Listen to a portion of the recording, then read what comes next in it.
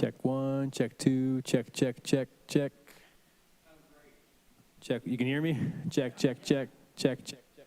That sounds good in there too? Check, check, check, check, check, check. Cool.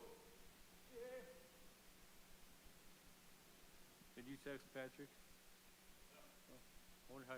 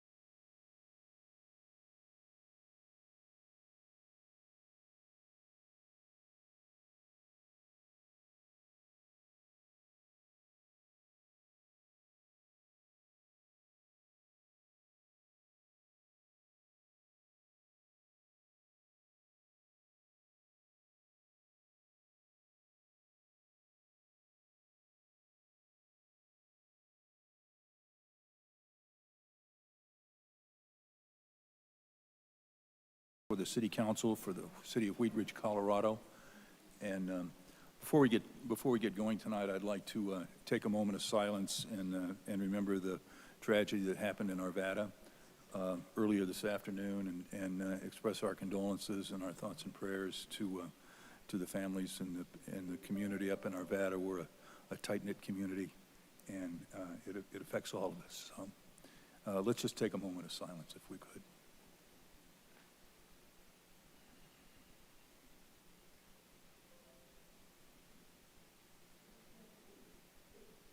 Thank you. Our first, we've got 3 items on the agenda. The first item is the Jefferson County Multi-Hazard Plan presentation. This was planned to be presented by Mark Westberg in our Public Works Engineering Department, right? Yes. Engineering Department. Mark is not feeling well and is under the weather, and this is not a critical item that we get to right away, and I think with the best order of business would be to postpone that until a future time. So we will not have agenda item number 1. We will, agenda item number 2 is a strategic priority to review the vision and mission and funding for local works. Item number 3 is an overview of relationship-based policing. And as we do with all of our meetings, we'd like to start this evening with our public's right to speak. Any member of the public is invited to come at this time and speak on any item that is on the agenda. And so that would be item number 2, the visioning for local works, and item number 3, the relationship-based policing. And let's see, do I have a sign-up sheet? Do I have someone to? Marion's got the sign-up sheet.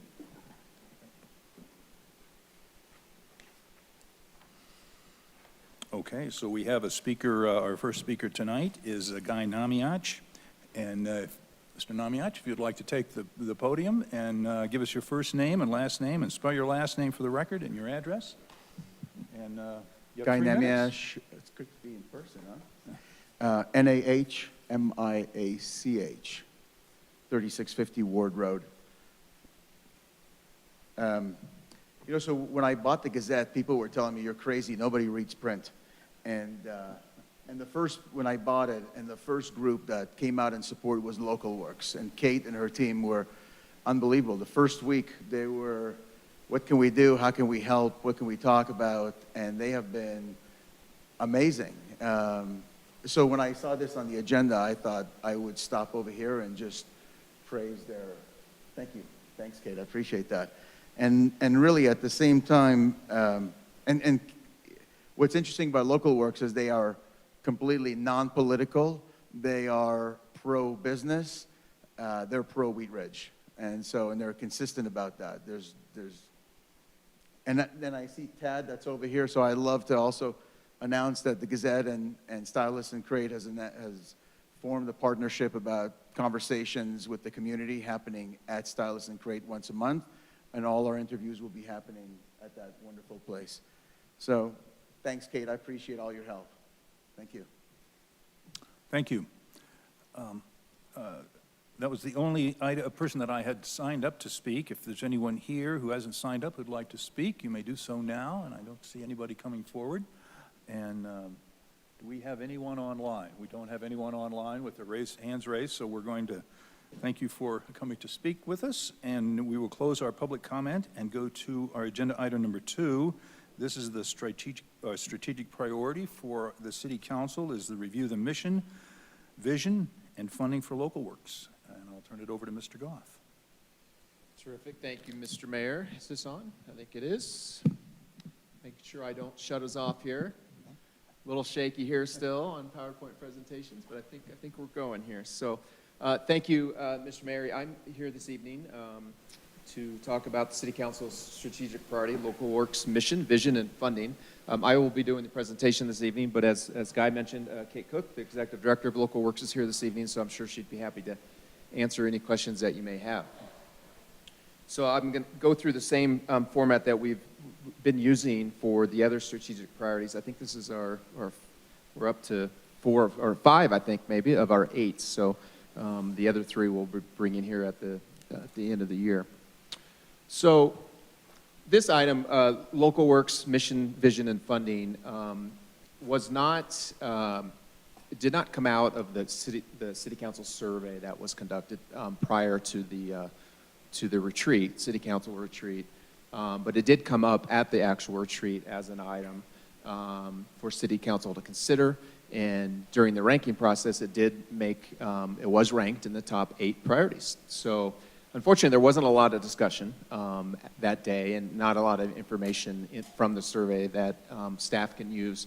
But we're shooting in the dark maybe a little bit to figure out what council would like to do with this priority, but this is what we think you're looking for. So as many years has passed since the original incorporation of Local Works, previously Wheatridge 2020, and the city has changed in many ways since that time. City Council will review its current relationship with Local Works to determine the best way for this partnership to grow in the future. Does that sound about right? Got some nods? Good, so we'll continue with that. So a little bit of background, especially for the newer council members.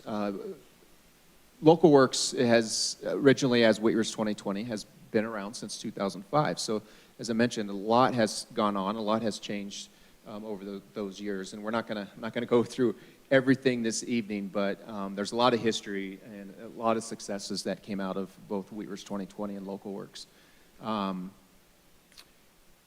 So currently, the mission of, or the incorporation of Wheatridge 2020 in 2005 included these 5 items, and those are developing and supporting collaborative actions to increase investment in the homes and businesses in the community, sponsor projects and events to encourage greater community pride and local leadership, promote an improved image of Wheatridge, encourage better maintenance of businesses, homes, and farms, and develop and implement methods to prevent community deterioration. That was basically the charge that was put forward back in 2005 for Wheatridge 2020 at that time. And then there was a funding component, obviously, from the city. The city created Wheatridge 2020, and it came out of the original neighborhood revitalization strategy. It was the primary recommendation to create this nonprofit agency, Wheatridge 2020, and the city was going to fund it. And the first funding contribution the city made to Wheatridge 2020 was in 2005, almost mid-year, I think, is when we got to this point. So it wasn't for the full year. But the commitment at that time, back in 2005, was to fund Wheatridge 2020 $1.5 million annually for at least 5 years. And as you can see, we didn't quite make that goal. For like the partial year of 2005, it was $415,000. 2006, $1 million. 2007 and 8, we did make the $1.5 million. But then 2009, it dropped down to $500,000. And then ever since then, it's been somewhere between $300,000 and $500,000. The primary reason the city wasn't able to meet that commitment was the recession of 2008, 2009.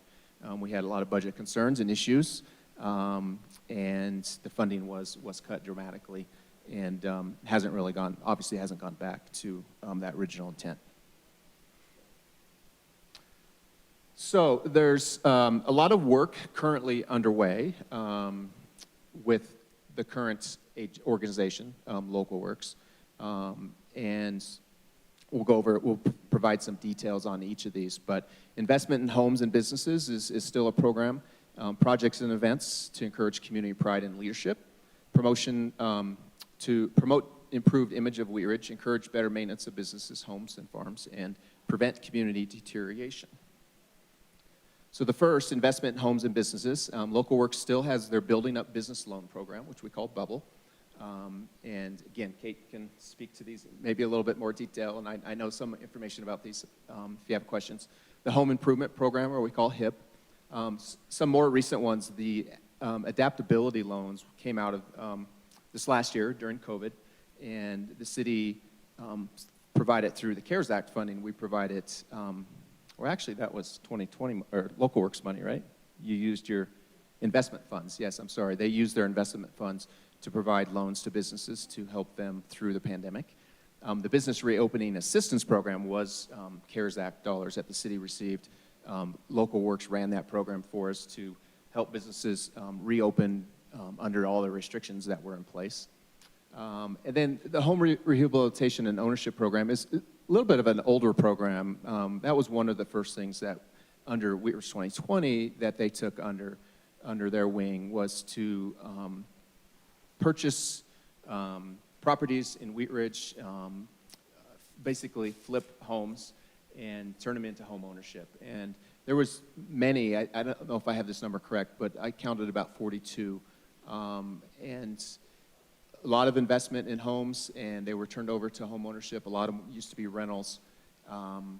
And that type of program doesn't work today. It's just, you can imagine trying to buy a house in today's market and flipping it. It just doesn't work. It hasn't worked for numerous years. So that's not a program that they're working on.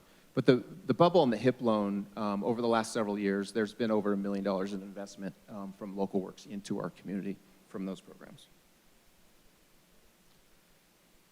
Projects and events to encourage community pride and leadership. A lot of these you're very familiar with. The Wheaties Academy was a very successful program that we've recently transitioned into Wheatridge 101, but with both the same goals of building capacity and leadership in our community, hopefully getting people more involved and maybe volunteering for boards and commissions and potentially even running for city council.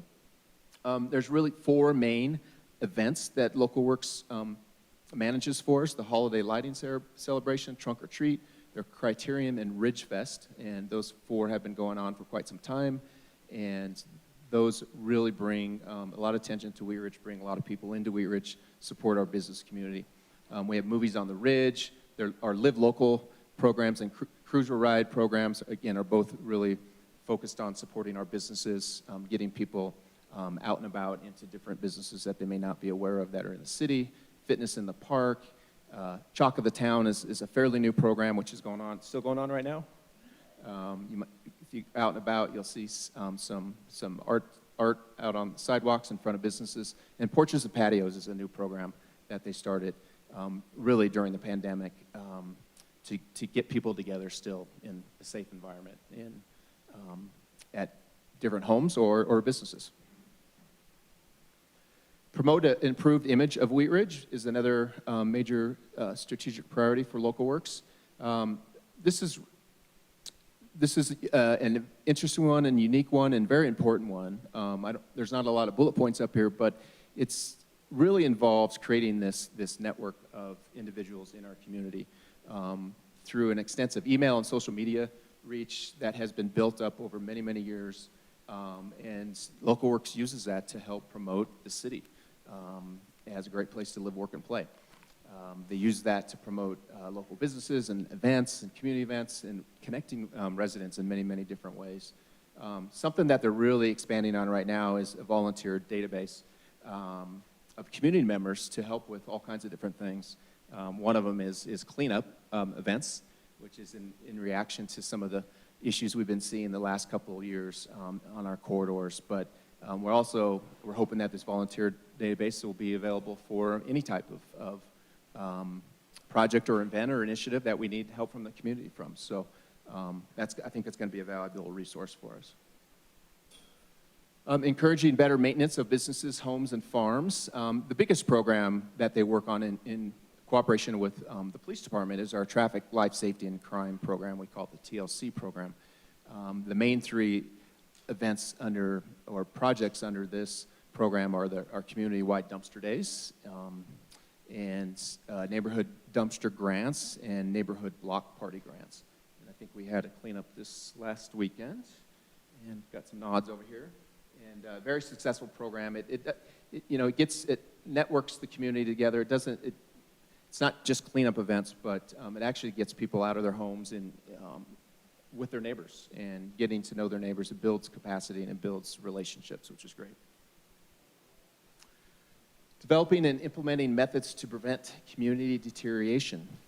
So some repeats here, but these are all programs that Local Works has had in place for quite some time, and some new programs, but the Building a Business Loan Program, the Home Improvement Program, the TLC program. Something early on in Wheatridge 2020's history is they created this landscape design and ranch design manual. We have many ranch homes in Wheatridge, and they put these these, Kate, do you remember? These were many, many years ago that these put together. Yeah, but just documents and manuals that our residents and citizens could use to give them ideas for home improvements in their homes. And it's, we're very proud in Wheatridge to have a lot of mid-century modern homes, and both of these really focused on that. And then, as I mentioned earlier, the renovation of homes into home ownership, over 42 different properties, and a lot of investment in the community in some of our older homes.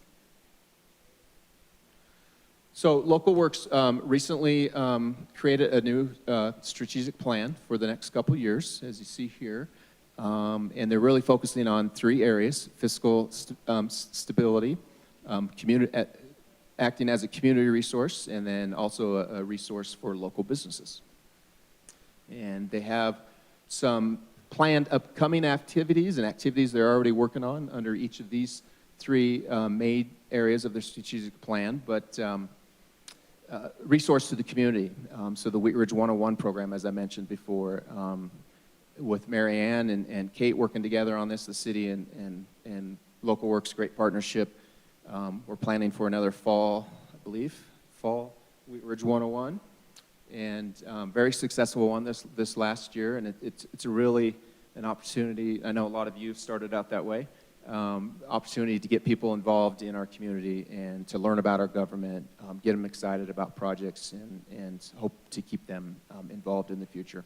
The volunteer registration platform that I mentioned before, really just a network and a platform of names and people that can help out for different reasons.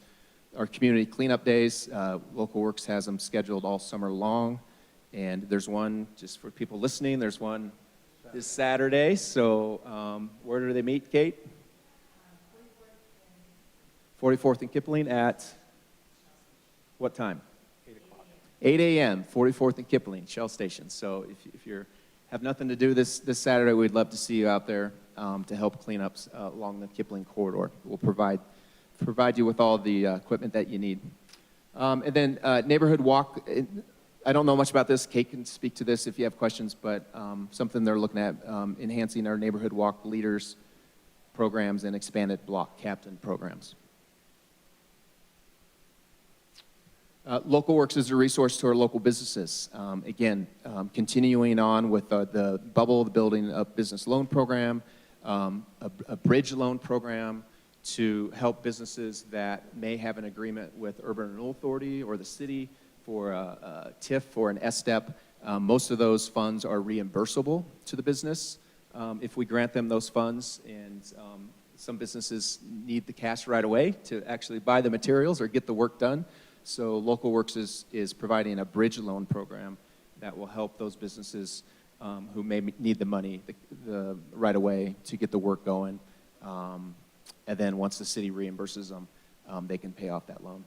The Porches and Patios program I mentioned earlier, looking at loan programs to help businesses with marketing and outreach. I think that's something Kate has heard in the community, that businesses need more help with marketing and outreach, so they're looking at a loan program for that.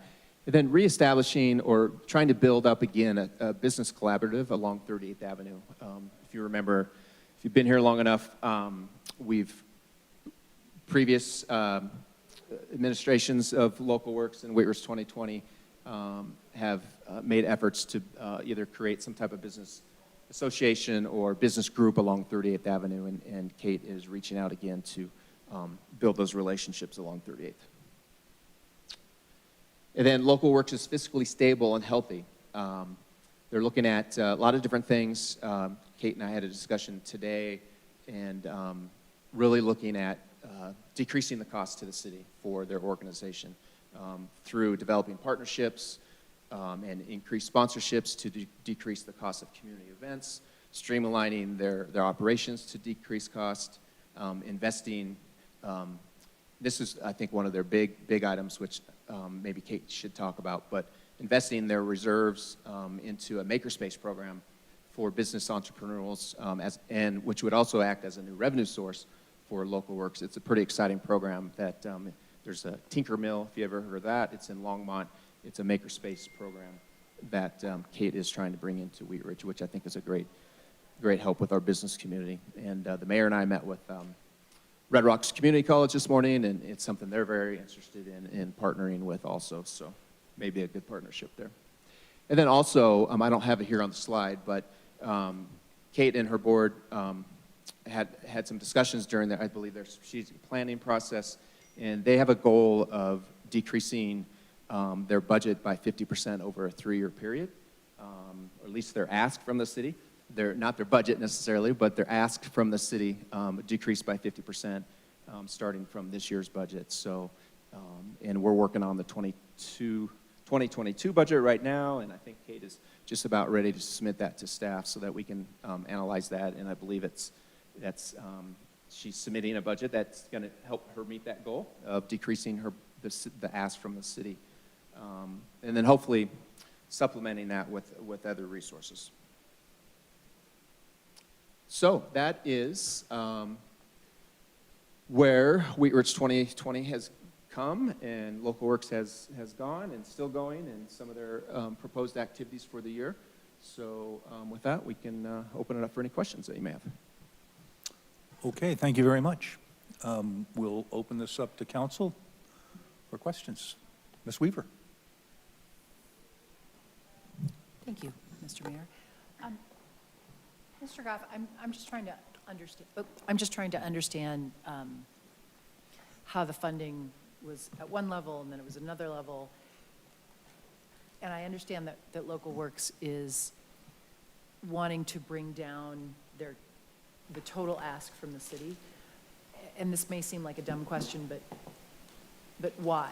Like if they're already doing good things, why not continue what we're funding them and create more revenue? I'm just trying to understand sort of how much they need from the city, how much, sort of what our goal as the city is in our relationship with Local Works going forward. Yeah. From your opinion as the city manager. Yeah, no, that's a great question, and maybe Kate could help with that. But I think she told me this morning she was told by her board to put a plan together to decrease the ask to the city over that 3-year period. But just to be blunt and frank, I think that's why this item made it on the City Council's strategic plan as a top 8 priority. Was every budget season that's one of the biggest discussions in the budget is how much we're funding Local Works. So I think Kate has heard that, and then maybe her board has heard that, and and honestly, there always was the intention was that Local Works was supposed to decrease the amount that they got from the city, and they were supposed to generate more revenue sources on their own. Yeah. Okay. Kate, you want to speak to that, or is it okay if Kate speaks? Absolutely. Kate, why doesn't Kate join us here at the table with that?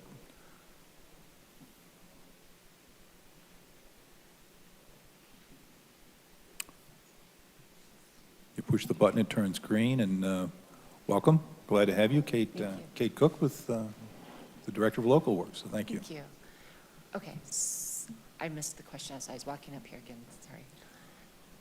Oh, it's just a question of why we're looking at the funding decreases, and if you're doing great work, and yeah. I think looking at, if you step back and look at it as an organization. I might Oops, I'm sorry. pull the mic to you and talk into it so it's comfortable to you. And don't wave my hands around. Okay, well, that's Sorry, okay. I'll hang on to them. I guess the approach is to look at Local Works as a true nonprofit. We would still be a partner with the city, so the board, and as we worked with the consultant that helped us with the strategic plan, it was not cut yourselves completely off and go be this independent, not working with the city thing. It was more, what resources can we bring to the table that can continue that work?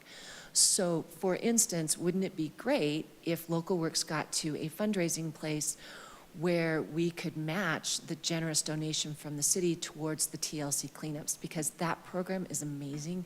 And wouldn't it be great if we had the city's allocation and Local Works was able to raise a match. And I think looking at it that way, it helps us as an organization focus on that fundraising and what is truly important. So I think if that kind of, as we look at our programs, those ones that really just resonate with the community. Thank you. Additional questions? Ms. Dozeman and then Mr. Stites. Thank you, Mr. Mayor. Thank you for being here with us tonight, Kate. I just wanted to see if you could touch on how much money you have currently in the reserves as Local Works, and maybe how you plan to leverage that in the future. If you could just maybe outline some ideas that you and the board have. Yeah. So you guys know from my council presentation last fall, we have about $1.3 million or so.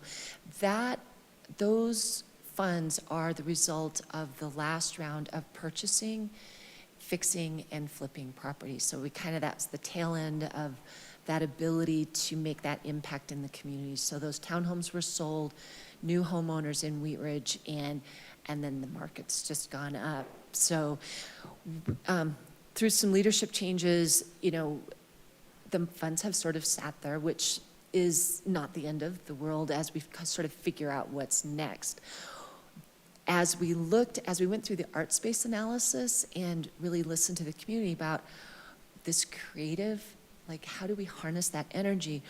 One of the ideas out there is a maker space, and this is an entrepreneurial place where there are tools available to the community, and you learn and grow, and businesses learn and grow, and it's a community place. And as I would sit in various meetings with like Downtown Colorado Inc., I would hear this and then think, wow, we had this art space thing, and this all kind of works together. And so we were able to make a connection with the Tinker Mill Makerspace in Longmont, and they're going to be guiding us in creating a makerspace here, which is super exciting because there isn't one right here in Wheat Ridge. And we also, because you put this energy out in the world, we also received a really generous donation of tools to create a legacy for one of our community members for their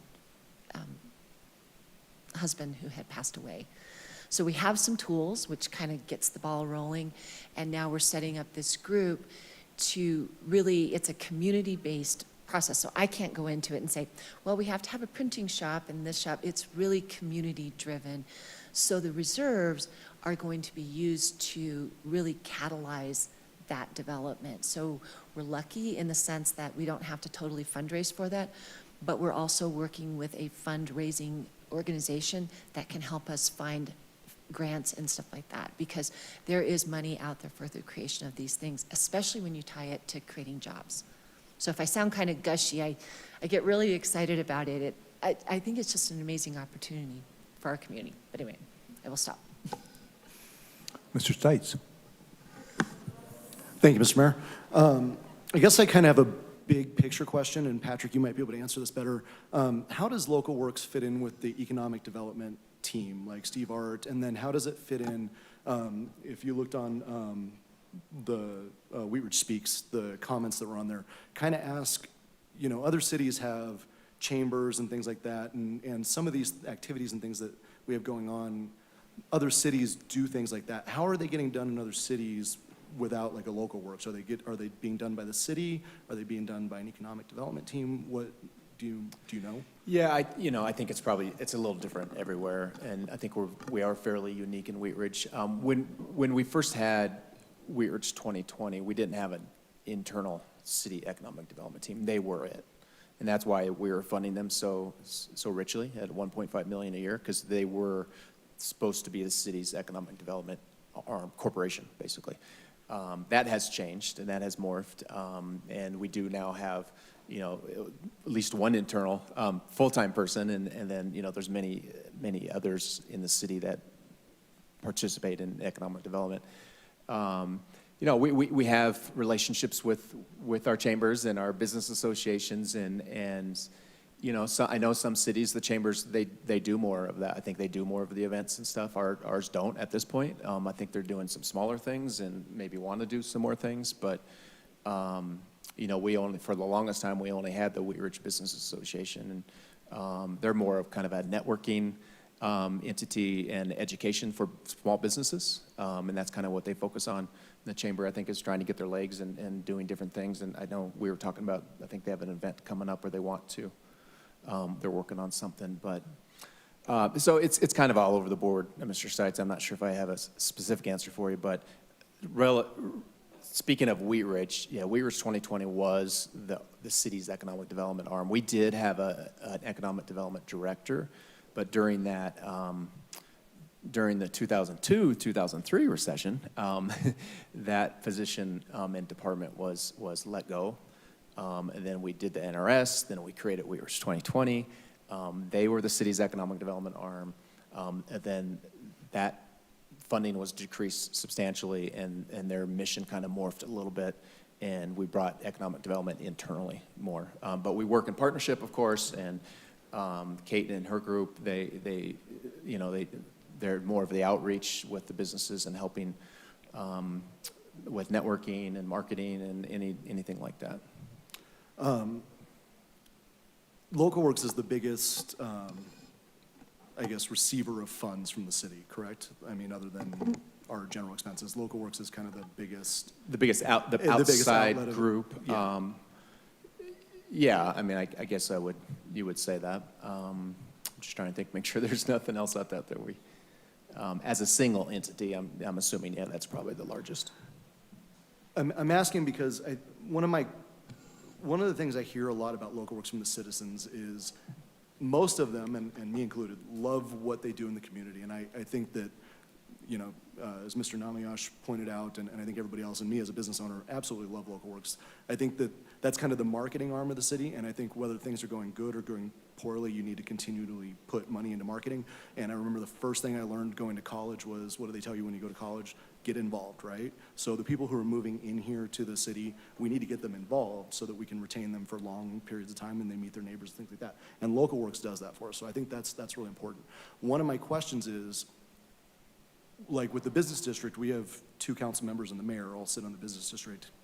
Would it be valuable as an oversight tool, and I don't even know if it's legal, to have a council member or some designee serve on the board so that they can report back, so that there's some sort of... So on the board of Local Works? Yes. And yeah, I mean, I think that's definitely an option. The reason it's not that way today, it was specifically designed so that there was a separation when Wheat Ridge 2020 was created. That was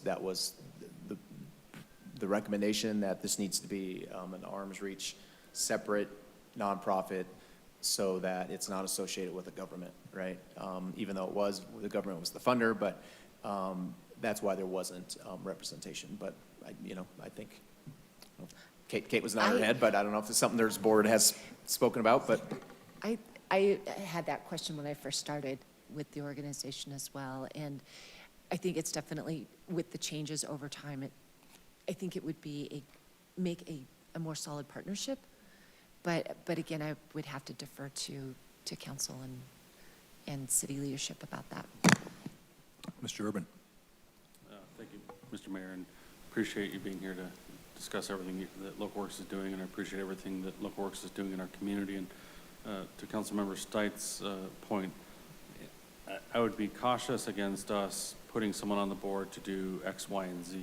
I would be in favor of us encouraging a member of the board being on city council as a partnership, and as long as we're doing a better job at diversifying the revenues for the organization, that I think would bring a less likely a conflict of interest or any sort of undue influence that council would have, because you would have sort of a broader support base to draw from. And I guess, kind of going back to Councilmember Stites talking about sort of a universal or a sort of broad look at this, right now or in previous years, the city has been the main customer for Local Works.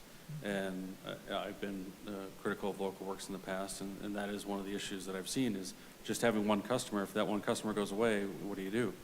So I think it's important and healthy for the organization to do that diversification while still knowing we as a customer are getting the greatest benefit from it. So I would be in favor of us, pushing forward with some sort of, involvement in the board, but I wouldn't want to be too much of an oversight or anything sort of formal, so to speak, I guess. Thank you. Ms. Nosterbeck?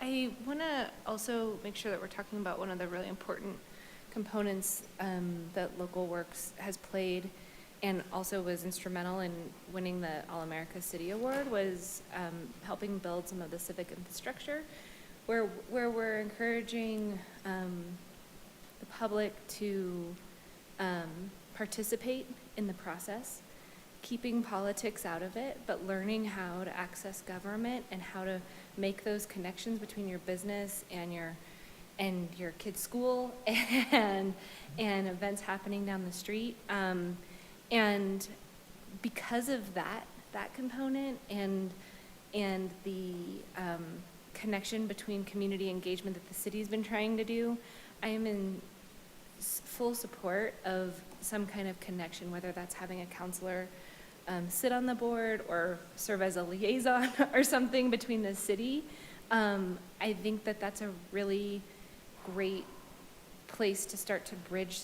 There has been a gap, where we just aren't, as a council, I think, necessarily seeing where all the opportunities are for those connections to happen. And I do think that it happens at the staff level, like where both Local Works and the city staff are working on events or COVID response or whatever it might be. But we, at least in my experience, I'm not seeing how that's always happening unless I go and sit down with Patrick or Allie and get that report out. So I'm just really in favor of that. And I also love the idea of finding some synergies where our business associations can all start working together. And I think the makerspace is a great spot for that. Thank you. Mr. Urban? One thing I don't want to do is necessarily get into what we want Local Works to do. I want you to go out and do X, Y, and Z. But one thing I would like you to do is to... Write this one. Just one. Get my pencil out of here. One thing. To the point of all of our various tools that we have in the toolbox to help the business association, the chamber, Local Works, all these, the business improvement district, even the water district, the sanitation district, all these different people, if we were to bring them together in some sort of summit or meeting to discuss, this is what we all do, and I don't know that I've ever seen that happen. Some sort of powwow of the people involved, and that may be difficult depending on who's in the room, but I think giving us that opportunity to say, we're all trying to do the same thing, so, and I think Local Works would be a good conduit for that, but I just throw that out there. Yeah, there's definitely, they're amazing groups to work with, and so I think that there's really an opportunity for coming together. One of the things that we just talked about was the whole Small Business Saturday, like doing a citywide campaign, and Local Works can't do it alone. The Chamber can't do it alone, WRBA, and I think that might be a place where we can try that out, and I think it would benefit the city-wide and all of our businesses as well. So I think maybe that's kind of a step into it, a sort of a concrete, tangible, because we can't do that one alone. Thank you. Ms. Hutchinson? Thank you, Mayor. I am wondering, so with Local Works trying to cut back costs, all right, how much money are you wanting to have? Tip my hand here. Actually, I go to my board tomorrow morning, so as Patrick mentioned, we were looking to decrease our overall ask by 50% over the course of 3 years. So we had about a 15% reduction last year, and then another, so to bring it up to full 25. So I'm hoping that they'll be okay with coming in at about 390. That assumes that we are going to bring money to the table through fundraising. So it'll be under 400. Our ask this past year was 436, and the strategic plan started at 515. So just really trying to bring that down and then really get serious about fundraising. And then hopefully the makerspace will be coming on there too, so. Okay, so you're saying like 390,000? Yeah. Okay. What's interesting to me is everything costs more now. I know. Yeah. So how are you going to do that? Well, we get really creative, and we're going to ask for a lot of sponsorships and donations. I think bringing this company on, this consulting company, to help us with the grant writing, I think we might be able to find funding that way. So I'm optimistic, and we've been a lot more diligent on the fundraising and partnerships. So there's been a real defined effort to get that going, which is new for the organization. So it's definitely, sort of a learning curve, but there's definitely much more activity going on that. Okay. And where's your office located now? We are now located in the former preschool classrooms at the Wheat Ridge United Methodist Church. So we were going to be at the Senior Resource Center, and we were able, I was looking for storage. Well, because of the pandemic, we thought we were just going to stay remote because we were entering into this makerspace thing and thinking, well, we'll just use this period. But that was never free because I still needed storage. So I got to talking with Wheat Ridge United Methodist Church on a contact from Dominic at the chamber.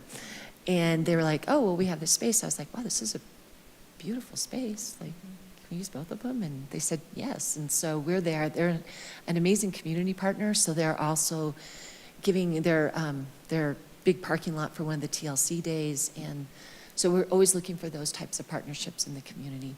Okay, and so then do you still pay rent there? Mhm. Is it less than before? $750 a month. I think that's less. Yeah, it's a very good deal. They are very generous with us, so we're super appreciative. They're an amazing community partner. So now you've got all my numbers out there, so. Yeah, that's good. But they were joking around about market rate rent. I was like, well, we can always still go remote, so. Thank you. Kate, I had a couple of questions. The makerspace that you've talked about, does that look to be a revenue generator or revenue neutral or a revenue loss? How do you see that? I'm hoping not a revenue loss. I'm hoping a revenue generator. Okay. It's a membership-based organization. So Tinkermill right now has about 600 members. They pay $50 a month for access to use the tools. There's a lot of business development and synergies that go on there. It doesn't take staff to run it because it's community-based. So really, it's the people who join and have that expertise that teach the classes and do all of that. So you're not looking to me to run your woodworking program, that type of thing. Someone like me would just be sort of overseeing, making sure that, the key fob works and stuff like that. Yeah. And I can pretty much handle that. But so I see it, and by having Tinkermill help us through this process, it's not just me out there alone. Scott Converse with Tinkermill's helping. I mean, he's done this from the ground up, and so really guiding us on, things to avoid, things to amplify. So yes, I see it as a revenue source and a benefit to the community. And that was the whole thing when I talked to you guys last fall, was it wasn't just taking that money for local works, it was taking it for the community, taking it and finding that synergy to create something great for the community. Great. And sort of in that same line is that one of the things that we lost over the last year was the Business Resource Center in Jefferson County. And is there an opportunity for your group to be able to help with replacing some of those services, or and I'm not sure all of what they did. I know they were very, they were a good organization.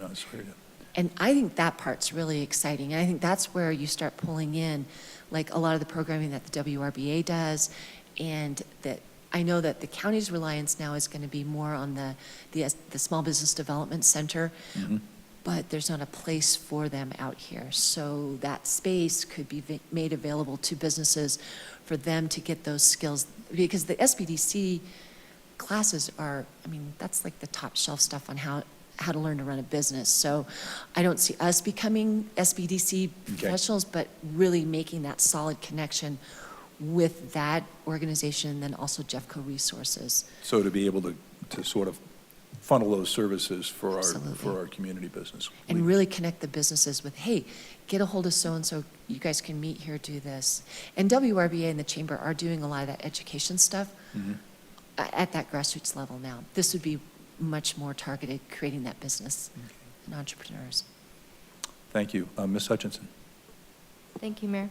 I'm just wondering, with this new makerspace or what you're thinking about, what about the Cultural Commission? We have that commission that's been here in the city. How about involving them in what's going on? Oh, for sure. We actually are involved through Wheat Ridge Creates. So Wheat Ridge Creates, and I'm looking at Mary Ann because she's over there and she's our guide on all of that. Wheat Ridge Creates pulls all of that amazing energy together, and sort of the tools are a piece of that, but when you put the tools with the artists, all kinds of great things start happening. So there's definitely pulling, oops, see, that's me, maybe my hands around, pulling all of that together creates just so many possibilities and opportunities for synergy. So we're part of Wheat Ridge Creates, the Cultural Commission's on that, the Wheat Ridge Art League, and then you're able to make bigger connections. So businesses who aren't affiliated with the Art League, through Arts Chalk of the Town, through other things, all start coming together. So, yeah. Okay, thank you. Thank you, Ms. Nosler-Beck. I just was going to throw out too, I was on the Cultural Commission when we started talking about art space, and so that whole idea and concept was kind of seeded there a long time ago, but Local Works kind of went and ran with it, so. It's the piece that fits with us, because the art space, I mean, it had the housing piece, which would be way out of our lane line, Yeah. but the maker space, that fits, that bringing all of those skills together to benefit the community. Okay. Ms. Stozeman. Thank you, Ms. Mayor. So I have a couple questions. The first just being, you've mentioned a couple of times about some fundraising that you're planning to ramp up. Do you have any ideas right now as of like what that may entail? Well, right this very minute, it is being much more proactive with our existing events, and because that's what we have on the books. The consultant that we're hiring is going to help us figure out, is it a golf tournament, or I don't know what sort of those standard, fundraising opportunities are, but it doesn't always have to be events. That, we've never really gotten clear about our relationship with donors. We do a Colorado Gives campaign with not a lot of effort, and people give us money. And I'm sort of like, because it's like you say, they like what we do, we've just never harnessed that and taken that message forward. So really looking at those, the bookkeeper that we have has a nonprofit background. She's like, you really need to take on Colorado Gives Day. So learning how to do that and leverage that and getting our message clear about what we do. Yeah. So if you could capture the essence or purpose of Local Works in one sentence, what would you describe it as? This is good. I get to say this at all the business group meetings, 8 seconds. Local Works is a partner with the city of Wheat Ridge, our businesses, and the community to really promote and support our businesses to create that economic vitality in Wheat Ridge. And then I would add for you guys, I focus on economic vitality because we're not the economic development professionals, but we really live in that world of connecting our businesses to the community and really championing them and celebrating them. Thank you. Okay. Thank you. Mr. Stites. Just a micro question real quick, since I asked a really big macro question earlier. Trunk or treat. I love trunk or treat as a business owner. I was one of the first people to actually do it. But my one question with trunk or treat is, if it's not on 38th and if it's on the Lutheran property, other than giving away candy to the community, which I think is a helpful thing. Okay, I was going to say, because putting it on the Lutheran campus doesn't really help the local businesses. Like, and the kind of the point of it is to drive people to Clancy's and to Wright Coast. Yeah, And exactly. And it was great for the kids, but I think this is where we can engage our volunteers. We can get some crossing guards. We manage it with holiday celebration. I think bringing them back to 38th Avenue. I know it's outgrown the parking lot, but we have parking lots all along 38th, and we can park those cars there, and the kids can walk, and we can make sure they're safe. But yeah, it'll come back to 38th this year. And that's a big kudos to Chad and Kim Har and Janice Hoppy and everybody else who Yeah, worked on that. That's exactly. a big feather in Local Works' cap that it got too big for where it was. That's good. Well, but it won't be able to stay on the green, and so that will be different. So we, actually, Maki with the Wheat Ridge Business Association and Dominic were both in the meeting talking about ways that we can connect with the businesses. The other thing we want to make sure is that people truly do support the business and not just camp out on their patio too. So we're going to, since we're the educational person, we can really encourage people that, hey, if you're going to be sitting there, make sure that you order dinner. Support those businesses. Yeah. Yeah, for sure. All right. Any further questions? Well, Amanda? Thank you, Mr. Mayor. Ms. Weaver. I just wanted to say all the great things that you all are doing, and I love this new direction, and at least I think I'm hearing from everybody that we're all agreeing, that it'd be great to somehow create a connection with some member of council somehow, not except that one thing that Zach wanted. But just all of the other great things, and the makerspace sounds like a really exciting thing that taps into a lot of what we do here in Wheat Ridge, which is, so thank you. And I don't think we need a consensus on this, or do we? Go ahead. Okay. Move Mr. a consensus forward to direct staff to continue with the activities in support of local works.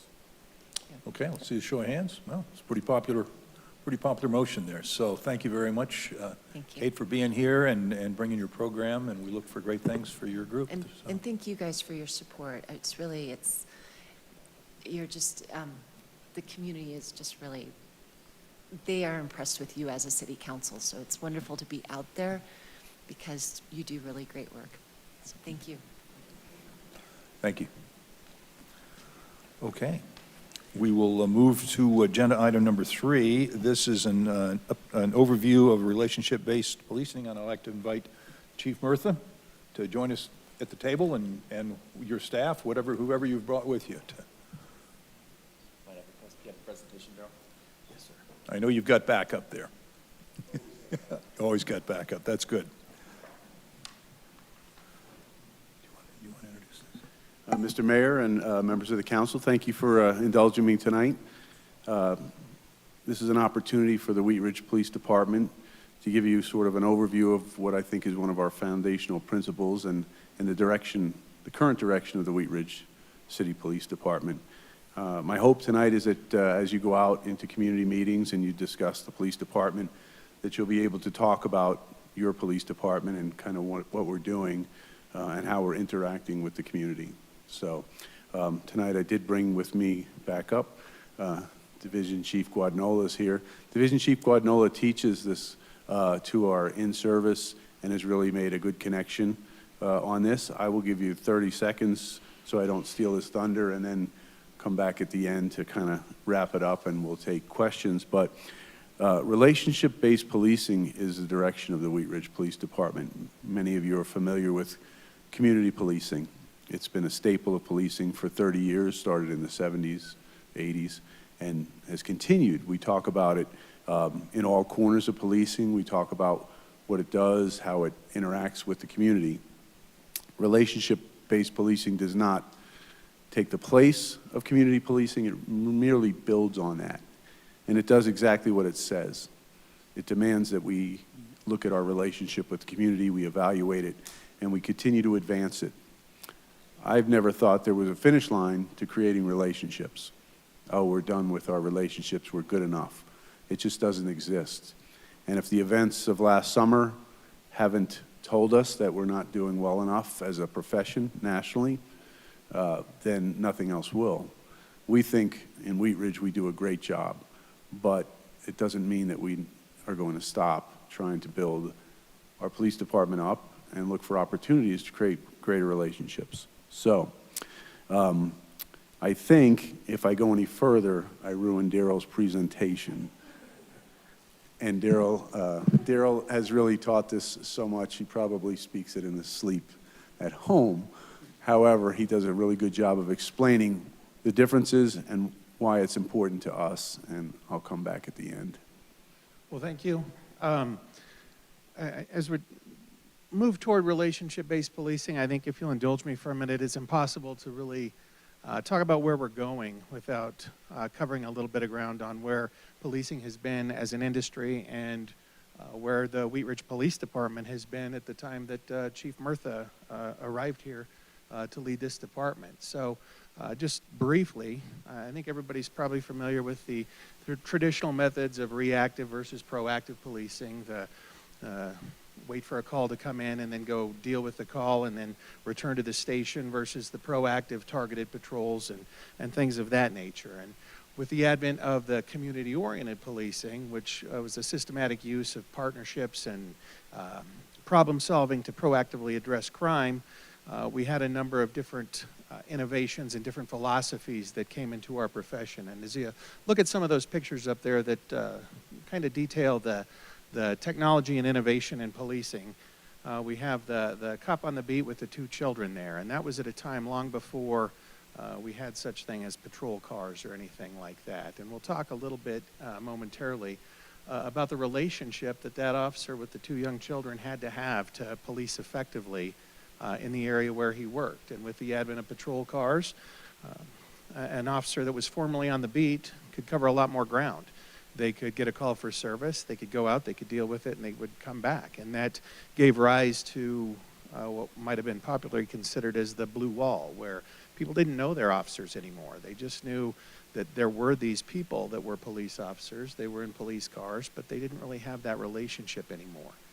And then, of course, in the middle on the bottom there, in the 70s or 80s, with the community-oriented policing is sort of that return and trying to tear down that blue wall, as it were.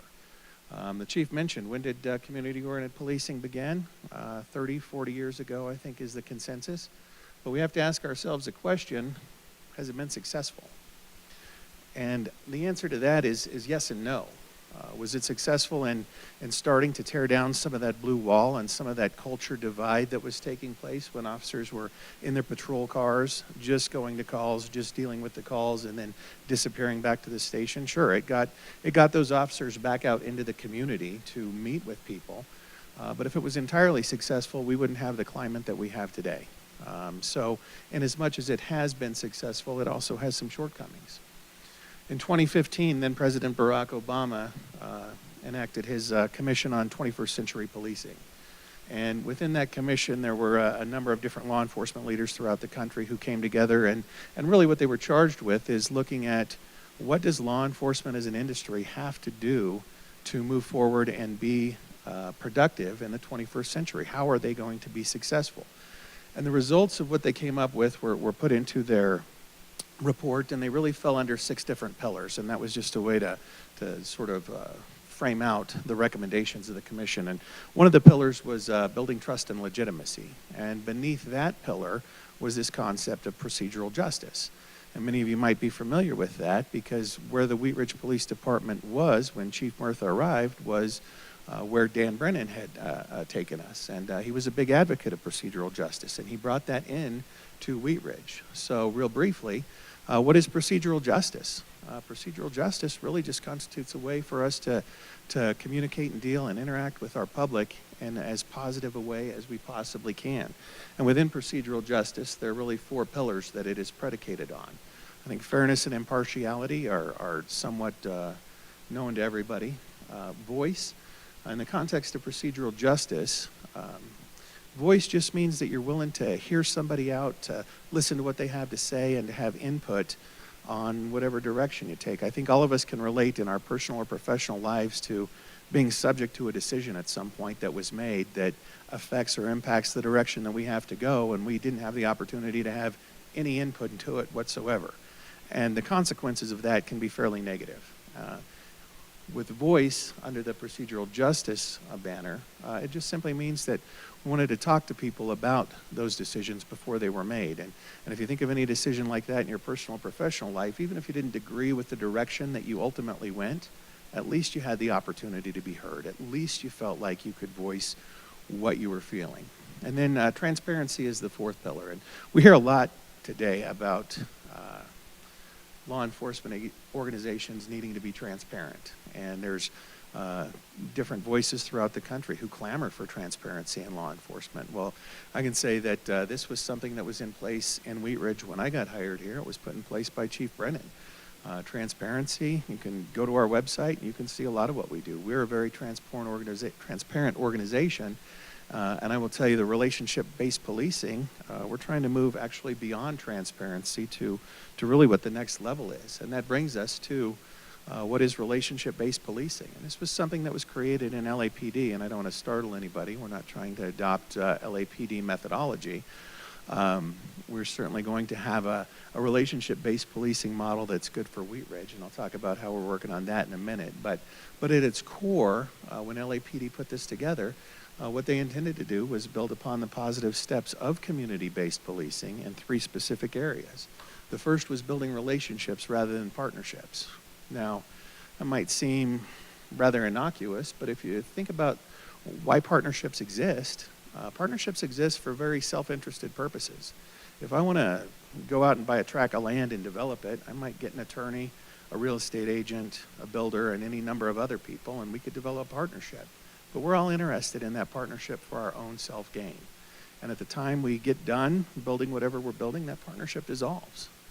Relationships, on the other hand, if you think of a meaningful relationship that you're in, relationships, your interest is not just with yourself, but it's with the other people involved in that relationship. And that is the core of the relationship piece here in relationship-based policing, is that we want to develop a culture and a framework where we are engaged and we actively care about people, and we want them to care about their department as well. So it moves beyond that partnership and that sort of self-interested way of looking at that.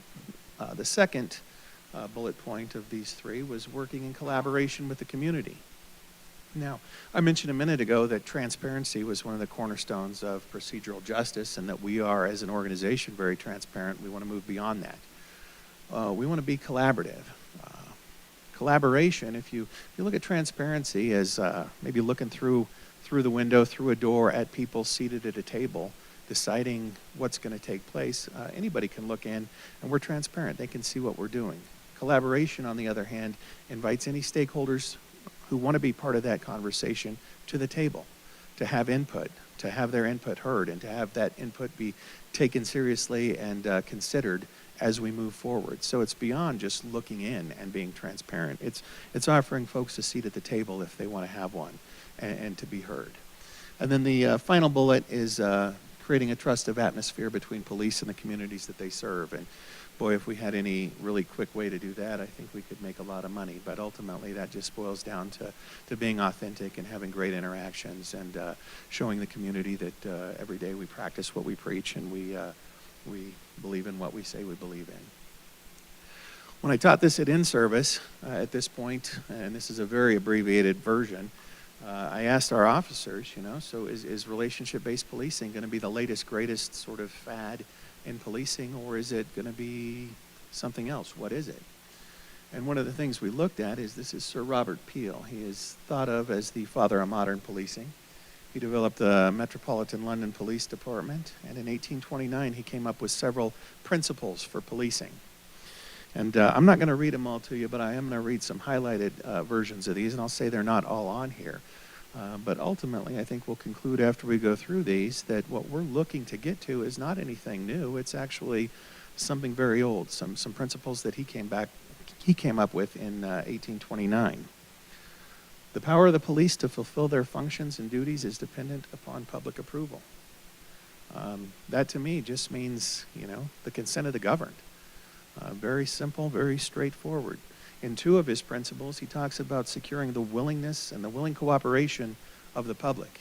If we can't go out and interact with the public and most of the time secure their cooperation, we're going to fail before we do anything. Offering of individual service and friendship to all members of the public without regard to their wealth or social standing, by ready exercise of courtesy and friendly good humor, and by ready offering of individual sacrifice in protecting and preserving life. You know, I showed you some pictures a short time ago of that officer on the beat. Back in that day, before there were police cars, officers worked where they lived. They might have to go out to the market off duty one day, but there's a pretty good chance they're going to run into people that they've dealt with. And that really sort of changed, I think, their focus and their framework with how you deal with people.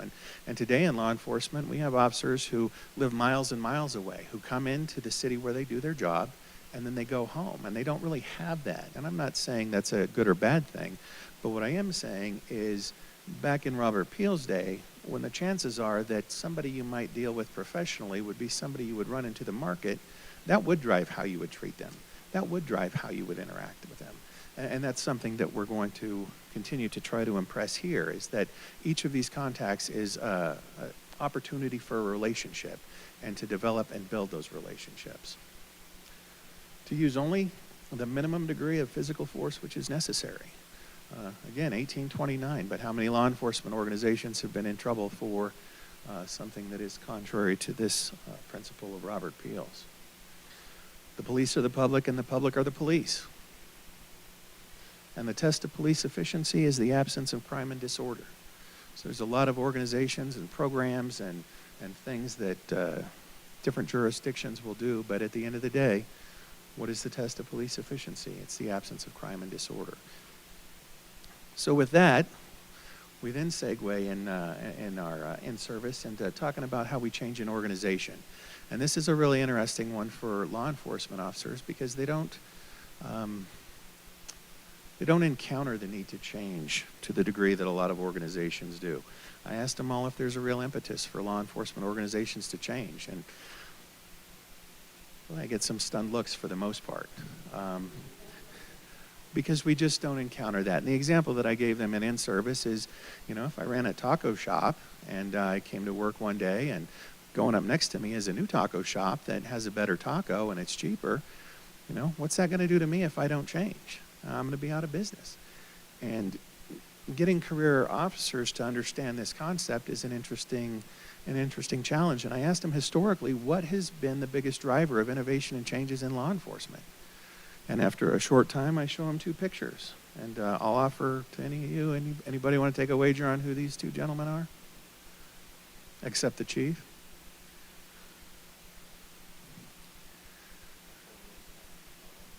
That is correct. The top one is Ernesto Miranda. The other one is also out of Arizona. His name is Rodney Gant. And both of these were very formative decisions in driving our industry. Everybody gets their Miranda rights now. The Gant decision has fundamentally changed our authority to search a vehicle after we make an arrest, depending on a number of different factors. But the question becomes, when Miranda and Garrity and Gant, Senate Bill 2217, legislative action, oversight, when these are the primary forces that drive our industry, does that reflect an industry that leads change and does so in a positive way? And the answer is no, it doesn't. Nobody could reasonably assume that that's the case. And so what I'm trying to impress upon our officers as we go through this is that because we are part of the industry, that doesn't mean we can't change. That doesn't mean we can't change for the better in Wheat Ridge. We don't have to be limited to just the big changes in our industry, although we are going to always on some level be subject to some of the setbacks and national spotlights that go around. There's nothing that says we can't drive change and lead it in a positive way here in Wheat Ridge. And the other conversation then we have is, what product we deliver to our customers. And that's another one that for career law enforcement officers, they go, what do you mean, what product do we deliver? And so you have a little discussion with them and, you're providing a service. What is that service? And ultimately, public safety. That's what we want to deliver. That's what we want to find better ways to deliver. And then we talk about actual safety and perceived safety. And we talk about citizen surveys that we put out that gauge how safe people feel. And we talk about how somebody could grow up in, downtown Detroit and feel perfectly safe, but somebody could live in a very nice neighborhood that has a low crime rate and maybe even hear about a burglary that took place 2 miles away, and then they feel unsafe, and how important it is that we deal with not just actual safety, but perceived safety for our customers. And ultimately, our customers are everyone we deal with, everyone who lives, works, drives through, sleeps in, bikes in, whatever it might be. Everybody in Wheat Ridge is our customer. So the question then becomes, all right, that's relationship-based policing in a very, very brief overview, but how are we going to do that at Wheat Ridge PD? This is a very new concept. This is something that LAPD may have rolled out, but it's new enough that for Wheat Ridge, it's a story yet to be written. So we did put together a working group, and this group is led up by Commander Pickett and Commander Salser. And it's a cross-section of 15 representatives from all the different divisions in the unit, sworn staff and non-sworn staff. And we asked them, come up with how this is going to look here in Wheat Ridge, and how we're going to measure it, and how we're going to train on it. What is it going to look like? And I will say this is very preliminary, but what they've come up so far was they sat down and they wanted to define what relationship-based policing looked like in Wheat Ridge. And what they came up was creating a trusting and open dialogue to identify and address the needs of the community. And the community, of course, is everyone, any one of our customers. We asked them to figure out, how are we going to determine whether or not we're successful in this? And again, this is early on in this conversation. I think they just made this list maybe a week and a half ago. So it is still a story yet to be written, but some of the things they've come up with were external surveys. Ultimately, we have to conclude that if this is the direction that law enforcement should go, then Robert Peel said the measure of our efficiency is going to be a decrease in crime. So over time, we think developing these relationships and doing relationship-based policing the right way will show us a marked reduction in crime. And we also think that it's approach that a lot of law enforcement officers want, certainly the officers that we want working here for Wheat Ridge. So that would be reflected in recruitment and retention. And then we asked them, what are we going to train on? How are we going to implement this? And that really is still up in the air as well. But one of the things some of the group is doing is they're looking into businesses that do have to have a customer base or have sustained a customer base based on a relationship and based on brand loyalty. Southwest under Herb Kelleher was one of them that they were going to look at and see, how do some of these businesses that really want to develop this relationship with their customer base, how do they do it, and how can we make those private sector initiatives applicable to law enforcement. And then, of course, once we get that all sorted out, we're going to continue to train, continue to learn, and try to refine the process as best we can to roll out this new and innovative way of doing business. So with that, I'll happily defer all your questions to the chief or answer them myself. Well, before we get to questions, Daryl, just a few comments on I think what is a pretty good brief presentation. Daryl does a much longer presentation for our officers, but it kind of gives you an idea. So how did this, why did this rise to my attention? I guess when you read the trade magazines and you kind of look through things on a day-to-day basis, sometimes something grabs you and you just think, boy, that really suits me. And you think, does it suit the department that I work at? Does it suit the community? And when you talk about relationship-based policing, I think you say to yourself, how could it not? Who doesn't want it? Tonight, just listening to the council talk, I probably heard the word relationship, and I was counting in my head, at least 10 times, right? Relationships are everywhere, and there's no reason that policing, maybe especially policing, needs to have good relationships. We need to focus on our relationships. And that's why it's a cornerstone principle, I think, of the Wheat Ridge Police Department. Just to kind of bounce around here a little bit, because it's such a new discipline in policing, it really gives us an opportunity to create our own template, how we fit it to Wheat Ridge. Community policing was handed to police departments with kind of a grant fund that came with it and told you how to do it. This one, we get to kind of make it up. We have a framework. It's a good framework that LAPD came up with, and they have shown results, demonstrated results that I think makes it attractive to the city of Wheat Ridge. And now we get to tailor it. We get to do a little bit of science experiment. And we get to go roll it out there, and we get our officers involved. So much good feedback from the officers early on. You're never sure if they're going to buy into it, but they really do. They understand what it means and why it's important to us in this profession and for the city of Wheat Ridge. So they get to be innovative, and they get to decide how are we going to do it. Nobody's telling us how to do it. So what do we want? What do we think is going to work? And we're going down that path. It gives us an opportunity to reduce crime. It gives us an opportunity to reduce mistrust in the community, to build trust, to open ourselves up to collaboration in every way possible.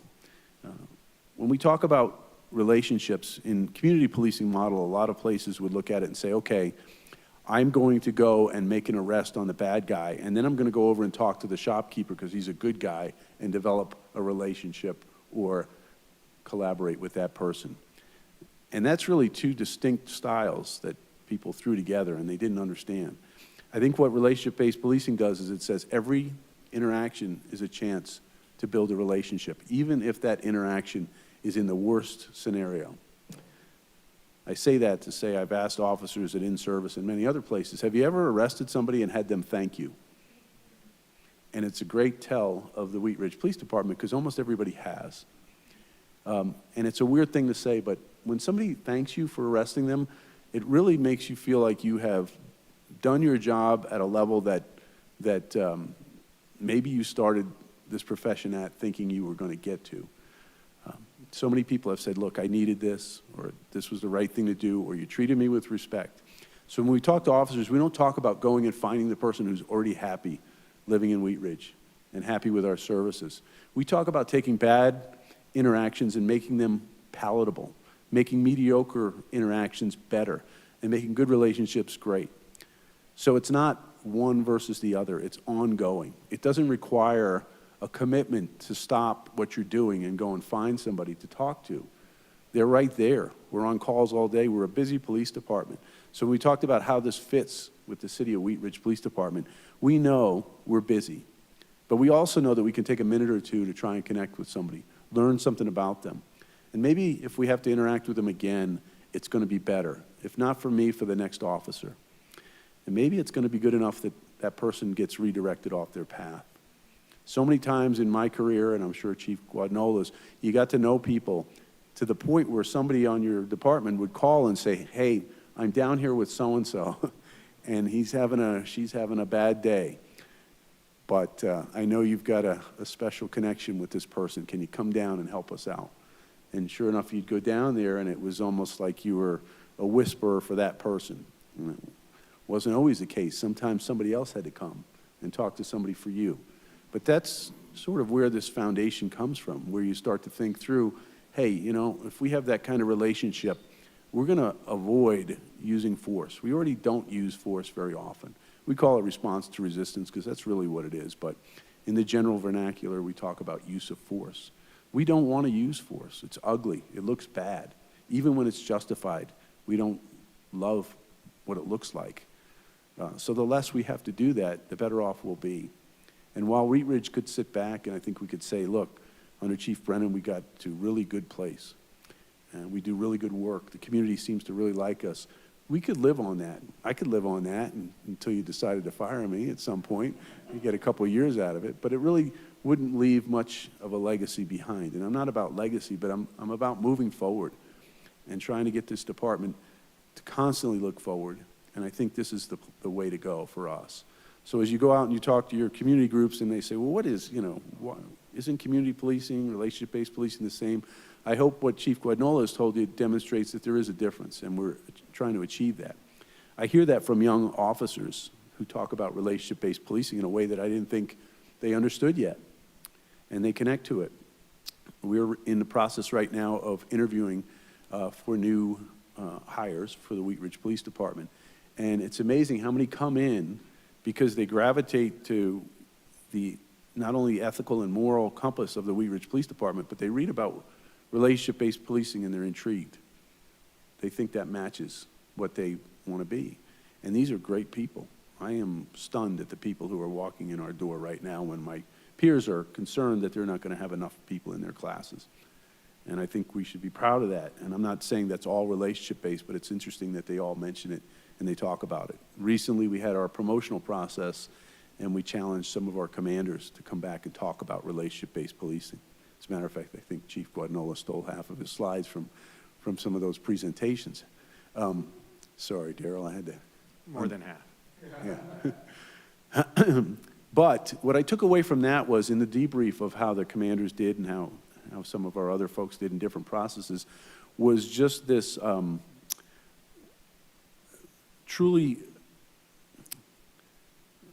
natural or really overwhelming response from the participants that they were overwhelmed by not only the presentation, but what they learned about relationship-based policing and how they might bring that back to their agencies. And I thought that was the greatest thing, to hear commanders who had years and years on this on their police departments talking about, we were really just blown away by what this concept is. It sounds like a small deviation from community policing, but they understood what it meant. And they understood that when you say it, it's what it is. We're not looking for big projects. We're not asking a commitment from our officers. Daryl tells a pretty good story about community policing in one of his other departments. I'll paraphrase it, but I think they had to go out in training, and they had to find a community project. And one of the officers identified that a group of stores in a strip mall had labeled the store name on the back of on the back door where the service entry was, and they said that's a bad idea because the criminals will know exactly how to get in your store. And that manager undertook to take the names off of those doors. Well, the next recruit that came through and said, you see those doors? Nobody knows what shop it is, so how are we going to figure out when we're behind the building where the bad guy is when he broke in? And then they undertook to put the names back or something to that nature. At any rate, you can understand that projects for the sake of projects never really appeal to me, and I don't think they appeal to officers. And I think what we're asking is very simple. Take time to learn about people, take time to make the relationship better, and we see it now from our officers. I hear about it from people who understand what we're trying to do. So we're really, I'm really see the promise of this as it comes along. I want to, just say that we also had during our in-service a group of people that, again, Chief Guadagnola put together that were United Airlines pilots. And they talked about their industry. And their industry, if you fail in United Airlines, people die, right? Those planes come down. And they talked about having to be perfect. We deal with people. It's hard to be perfect. But seeing an entire industry that flies airplanes, one of the most technologically advanced pieces of equipment we know, be perfect gives us hope that we can strive towards perfection. We can't settle for less than that. We may never get there, but our officers understood. They took a lot away from that presentation as well to say, there's things that they do, there's processes that they changed, there's ways they communicate that we don't do in law enforcement that we maybe ought to look at. So that really folded in very nicely to relationship-based policing. That being said, I hope I didn't just ramble and you got some of the idea of the direction of the Wheat Ridge Police Department. Ultimately, our goal is to produce public safety, and I think this is the way to go and to remain in a positive light while we do it. So that being said, I'm happy to take any questions. Well, thank you very much, Chief Murtha and Division Chief Guadagnola. Great presentation. And I think he didn't steal too much of your thunder, I'll tell you that. So thank you. But anyway, we'll open this up to questions from council. Mr. Stites and then Ms. Nosler-Back. Thank you, Mr. Mayor, and thank you, Chiefs. You guys did a great job. I had the opportunity to sit and talk with Chief Pickett about a year and a half ago or so, and he talked about training and how much training goes into an officer, like on a weekly basis. And as martial artist, I obviously get that. What's the percentage of training that goes into like an officer's week or month compared to actually being out walking the beat or out on duty? What's the percentage? And then to piggyback on that, part B, what does the relationship-based training kind of look like? Is that like role-playing? Is that? Yeah, so there's a couple things in there. Number one, we're mandated for certain training. Chief Guadagnola, luckily, is our training coordinator, so I will throw him under the bus to talk a little bit about it. I don't know that we track every bit of training, but I will say that we exceed training in every aspect. Training is a core. When I came here, we talked about 5 things. I doubt Daryl remembers those 5 things that I talked about. If this is a test, I'm ready to pass, get off probation. You remember the 5 things we talked about, The right? 5 things are relationship-based policing, training, proactivity, leadership, and creating a sense of family in our organization. Right. So, I always know, yeah. When I forget what I said, I have to ask Daryl, so. Training is right there, and we know training is what's going to keep us out of trouble in many ways. We exceed training in almost every aspect of it. We do more training. Relationship-based training is still evolving. The working group that we have is really focused on how do we get officers out there to understand that we're not asking them to create a project. We're just asking them to be good at engaging people at their level, different levels, whatever the situation, and understanding that it folds right into, to de-escalation. It folds right into many of the other things we already currently do. It's another step in that process. And, we've talked a little bit, I've talked to some of my peers and discussed this, and even though they're not doing it, they said, here's another way you can track it. You can develop a code, so when you talk to somebody and you just have a conversation, maybe the officer, accounts for his time by coding a certain interaction a certain way. Those are things we're looking at right now. But Daryl, if you want to weigh in on the training in general. Training being one of the 5 things that the chief hit on, and that's throughout my career. That was something that drove me when I was very young. I was at an organization where I couldn't get the training that I wanted, and that's always been very important to me. And one of the things that we have done this year, we've started hosting outside training in our training room. And I think at this point I have 12 different classes this year that we'll host, bringing in law enforcement officers and trainers throughout the region and throughout the country to host training. This does a couple of things for us. Number one, it gives us free slots in those classes. So I think the last time I calculated it, we're right around $20,000 in free classes that we're getting for our officers that are above and beyond that which is post-required or required by CIRSA. But it also helps establish us as a leader in a region for training and how important training is. As far as exact percentages of training, I don't have an answer for you in that regard. I will tell you that what post requires is exceptionally minimal compared to what we offer. In post, there's 12 hours of skills training is required. 1 hour in each of your primary skills. That would be arrest, control, driving, and firearms, and the rest could be in any of those. So if you think 1 hour at the range per year is sufficient to train an officer to make some of the split-second decisions that they might be called upon to make, that's woefully inadequate. And we're out with our people on the range. We offer training every quarter as well as qualifications and remedial training if it's needed, but same with driving, same with arrest control. So we constantly train every quarter and every shift rotation. We have new training implementations. Thank you. Ms. Nosler-Beck. I really appreciated the presentation, and I think the relationship-based policing is so important because it's about people. And just like you were counting, how many times we said relationship, I was counting how many times you both said people, because I feel like with the community-based approach, what's happened is we're policing entities instead of humans, and I'm just so appreciative. You truly, Chief, walk the walk, and last summer was so challenging for so many reasons, but the way you stepped up for our community, and you showed up more than once. You showed up over and over again.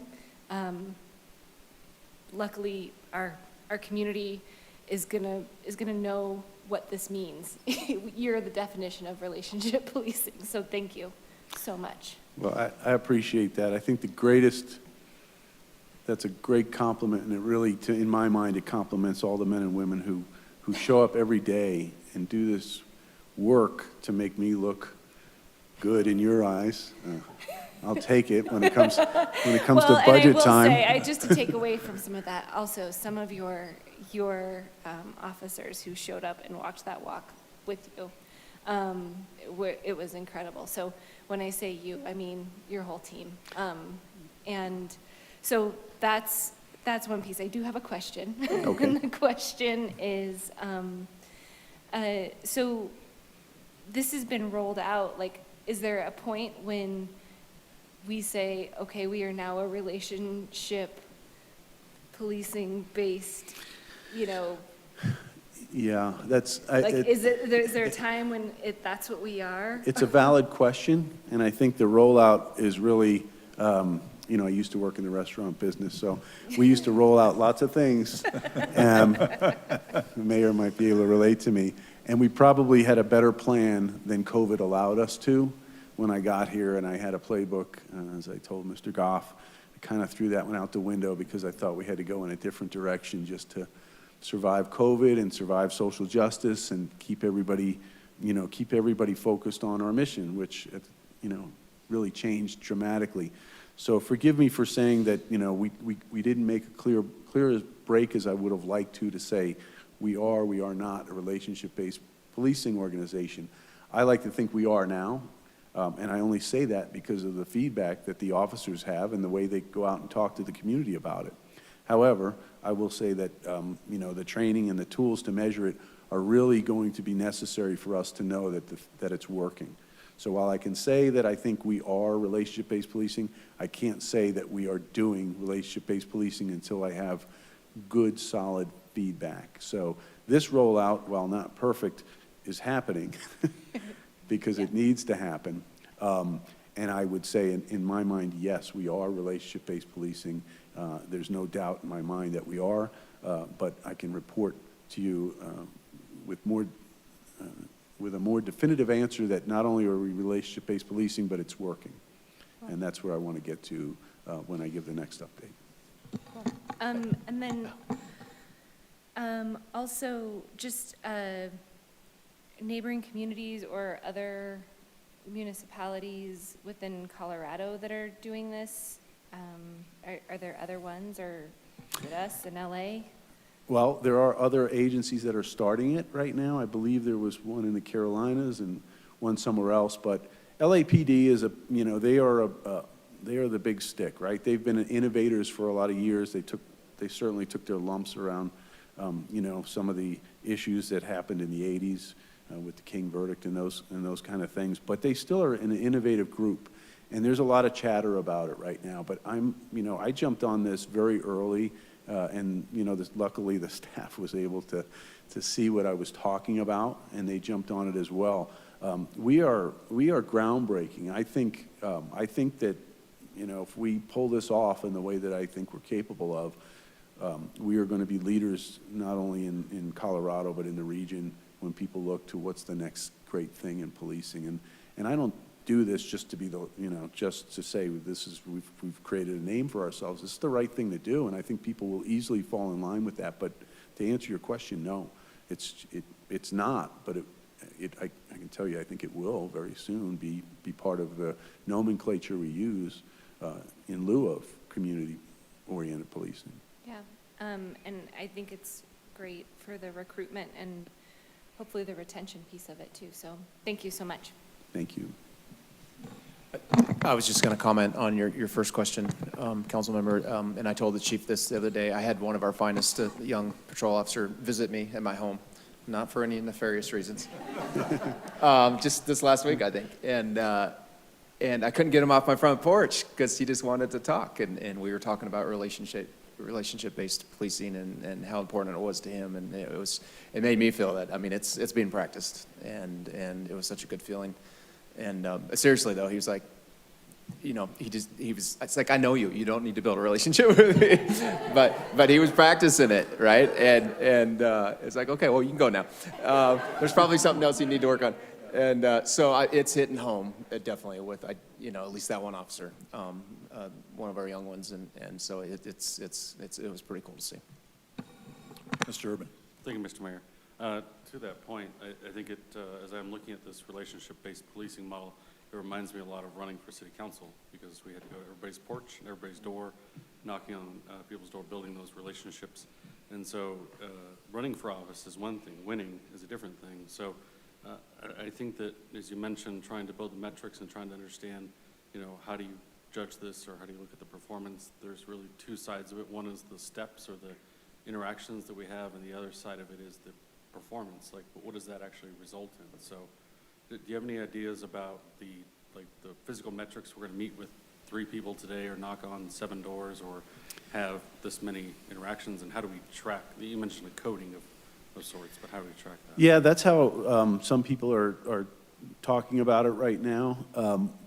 What I say is that, what I want to reiterate is every interaction is a relationship-based interaction now for our police department.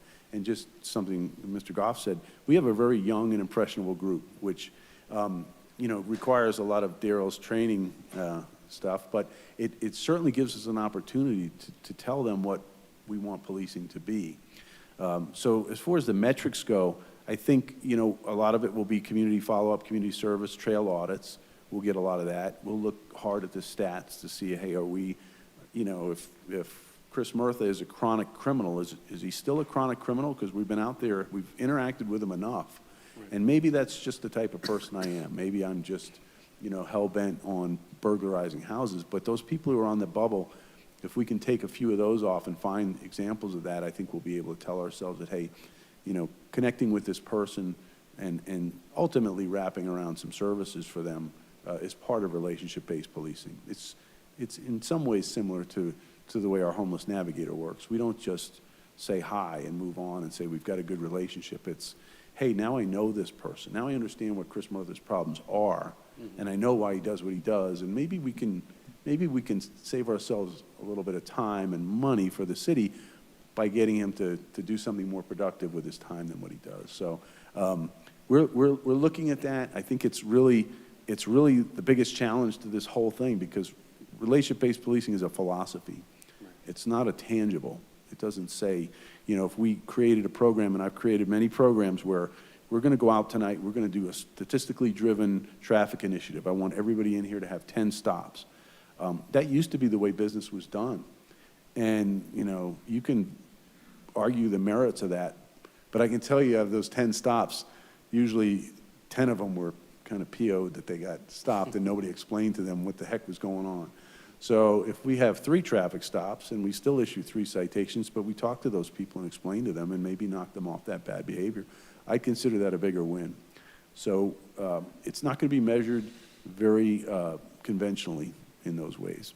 So, I don't know if we can look back or as we are going forward, when we talk about relationship-based, in my mind, that seems like a repeat situation where you continue to have an ongoing relationship. But if someone's speeding on I-70 and never been to Wheat Ridge, never coming back, there's no relationship there. So what percentage of our business, so to speak, is focused on that one-time interaction that we never see somebody, and how much of our time is spent on, people that are going to, not necessarily repeat offenders, but people that you're going to interact with again? Yeah, so this was a good year to kind of figure that out, because during the COVID time when we couldn't take anybody to jail for low-level offenses, we really found out that there was a small number of people creating a lot of trouble in Wheat Ridge. And I would suggest to you that more than 50%, it's unscientific, but more than 50% of the people we encounter are pretty prolific at what they do. And if we can have a relationship with that group of people that takes 10, 20% of them off of their business, we make a big dent in crime and the perception of crime in Wheat Ridge. So we know that we do have people who come through one time, but that's not the end of the story. If you're practicing relationship-based policing, it's not turning it on and turning it off. When we interview people for this position, we want to get at whether they can interact with people and whether that's really part of why they want to do this job. It used to be a very natural progression for somebody to come out of the military with a militaristic attitude, and there's nothing wrong with that, but you have to transition to what we are now, and what we are now is different from what we used to be. So it's not such an easy transition, although we do still find great candidates for anybody listening who wants to apply out of our military branches, but they have to be able to connect with people. So it shouldn't be turned on and turned off just because you talk to somebody on I-70, because that person may talk to somebody later on and say, look, I got stopped. I was on my way to skiing. I'm from Utah, or I'm from, I guess Utah, you might ski in Utah. But I'm from New Jersey, and I flew out to DIA, and on I-70 I got stopped. But, the cops in Colorado, they might not even know it's Wheat Ridge. Those guys are professionals. They're pros. And I've been stopped in New Jersey, and they're not pros. And, that kind of thing, I don't care if it helps us or if it helps our brothers in Arvada at some point in time and sisters in Lakewood, whoever it helps, it helps. This is a profession that needs everybody pulling together. So to say, we turn it on and off, I think it would be disingenuous to say you're only relationship-based when it's somebody that, if our officers are doing that, they're doing it wrong, I guess is how I would say. Thank you. Thank you. Additional questions? Ms. Dozeman? Thank you. I don't have any questions, but I will say that even prior to your time and since I've been on council, I've been very impressed with our police department, and I have noticed that we continuously try to be at the forefront of any new ventures, and with the dog walking watch program, and now with this relationship-based policing, I think that our police department has shown a lot of diligence in trying to be proactive and put policies in place before any of the rest of the community is even having those kinds of conversations. And I will say that I am very grateful for our police department in recognizing that, in trying to change before it's necessitated. I think that our department has really tried to take in everything that's going on around us and analyze it and be proactive. And it's so refreshing, I would say, for me to be a part of this community, and being able to support the police department and say they go out there and they do their best. Like, they're genuinely here to serve our community. And it's not even just as far as like policing, but being members of the community. I mean, showing up to the lemonade stands and just being present. I had the police department come during my son's COVID birthday, and like, it's really awesome that you show up in the community and make a difference. So I just really wanted to thank you and everyone on our police department for being there, being great, just members of the community. So it's very appreciated. Thank you. Appreciate that. Thank you. Ms. Hutchinson? Thank you, Mayor. I would just like to say I'm a long-term resident here, over 40 years in Wheat Ridge. I have never heard anything negative about the police department. I talk to a lot of people. I walk around my area quite a bit. I do see the police going by, and smiling, So, I totally support the police. Always have. I've had teenagers, now I have grandchildren. And not that the police have been involved with them, but thank goodness. But I just want to state, I have never, ever heard any criticism about the police, the way they operate or whatever they do. So as being a long-term resident, that's a good thing, I think. So thank you very much. I appreciate it. I think one of the things that guides me is if, I want every officer on this department, and every officer is the person that would knock on a family member's door, and I'd be happy to have them show up. And I can't say that about everybody I've been in law enforcement with, but we don't tolerate people who scare us. We want people that we would want to be involved in a problem or a situation that we're having. And we have it in Wheat Ridge. I was handed the keys, to a great department, and I think I and we owe it to this city to keep pushing that forward and trying to be better and better and better, because the young men and women who choose this profession, and it's tough to choose this profession right now, really deserve our best effort because they're giving us theirs. So, Thank you. Ms. Weaver? Thank you, Mr. Mayor.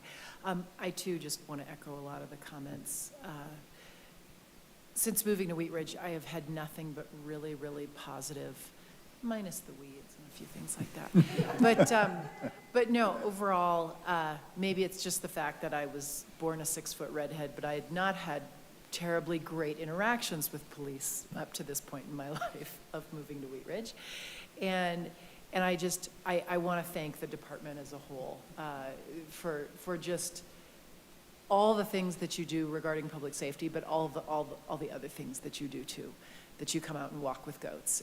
And you know, when I saw that picture that you showed of the old picture of the officer with the kids, you know, that's just really, that's how I feel out here. And I just wanted to thank the whole department.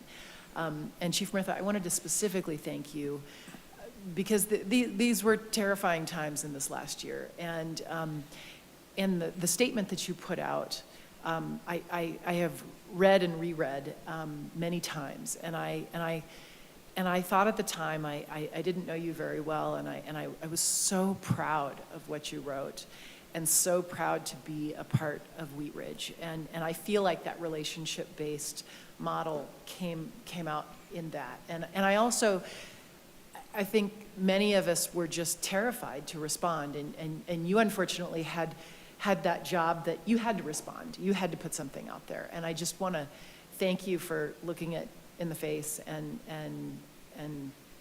doing that, because it said volumes about you. It also said volumes about Wheat Ridge and your department, so thanks. Thank you, and thank you for letting me hold the baby goats instead of that male goat of yours. Chief, I'm really excited about this program. I think this is a great leap forward. You know, around this table sit the elected leaders of this community, and my question to you is, how can this group forward your mission and make better relationships with our police department and help you make better relationships with our community? Well, I think it starts by understanding what we're doing and spreading our message. That's the point of me and Chief Guadagnola being here tonight, to try and give you some insight into what we're trying to do. I think if you believe what we're doing is right, and I'm not telling any elected official how to think, but if you believe that what we're doing is right, and you take that back to the public and say, look, this is what we're looking for, and we want the feedback. You know, if our public says, look, I didn't have that interaction, we need to know about it. We don't get better when if we bury our heads in the sand or we don't hear about what we're not doing well.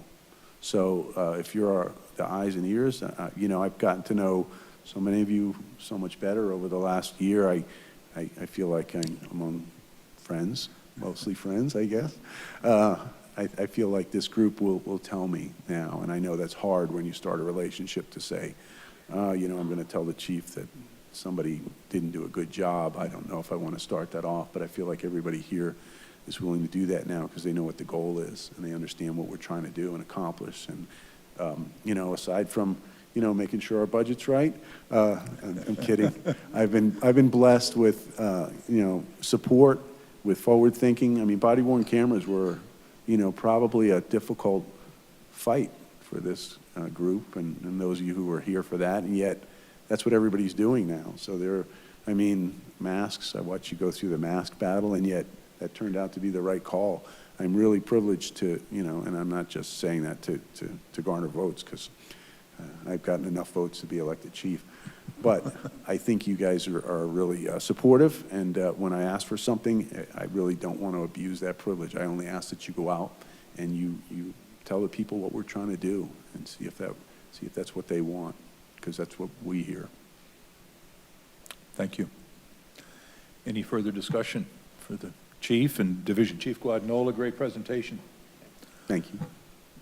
Well, thank you very much for joining us tonight. And in that regard, I think if we can build any closer relationships, I've had the privilege to attend some of your award ceremonies, and I know other counselors have, and we would, certainly like to stay on your invitee list and whatever we can do to support your staff and support our community. I'm sure council joins me in I will, and for those of you I don't want to call out who've brought food by and sent notes to our officers and whatnot. You know, it means a lot, especially when their elected representatives are kind of giving them the nod and the pat on the back in a difficult time. So thank you for everybody.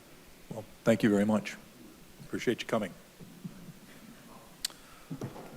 Okay, that sort of wraps up agenda item number 3. And boy, with that, if I recall, we go to staff reports. I think we'll leave it at that this evening.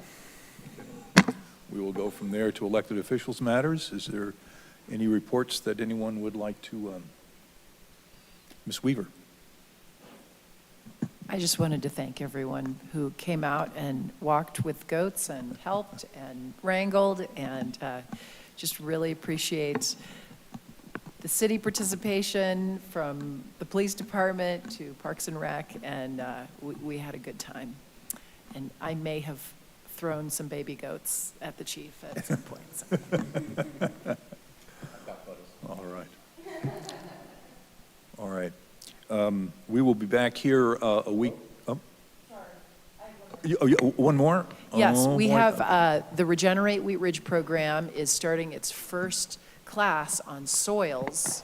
If anybody wants to come on Wednesday at Happiness Gardens from, I think it starts at 8, and the program is from 8:30 to 9:30. We'll be looking at soil profiles for your garden if you want to learn about what it's made of, and there will be several speakers. I will be talking about manure and how it can help you in your life. So, in your garden, actually. Okay. Yeah, I heard what she said. Thank you. Thank you. Ms. Dozman. Thank you, Mr. Mayor. I just wanted to send condolences to our neighboring Arvada Police Department for their fallen officer, and I'll let Councilmember Urban maybe talk about what he has set up at Clancy's this evening, which was very, very welcomed, and I appreciate it. But it's not easy putting on that uniform every day, and every day that the police officers do, they risk their lives for the sake of the public, and it's not by any means an easy job to do, especially given the current circumstances. So I want to send our condolences to Arvada and just thank all of our law enforcement officers for everything that they do. Thank you. Mr. Urban. Thank you, Mr. Mayor. I grew up in Arvada. My dad served on the Arvada City Council. Seeing that a law enforcement officer from Arvada was shot and killed today is just devastating. And if that were to happen to one of our officers, I don't know what I would do. And all I can think of is that if it's an Arvada officer, it's a Wheat Ridge officer. It's all for one, one for all. So we have a canvas set up at Clancy's for folks to sign a letter of condolence if you'd like to do that. In the presentation, one thing that stuck out to me was the phrase, ready offering of individual sacrifice in protecting and preserving life. And that's what happened today. I don't even know the officer's name yet, but just put his family in your thoughts and prayers, and the entire Arvada community in this difficult time. Amen. We will be back at our regular council meeting a week from tonight at 7 o'clock here in City Hall. We have a cleanup coming with Local Works to clean up the area at 44th and Kipling on Saturday morning, if anyone would like to join that. And if there's no more business to come before the council tonight, we will stand adjourned. Thank you.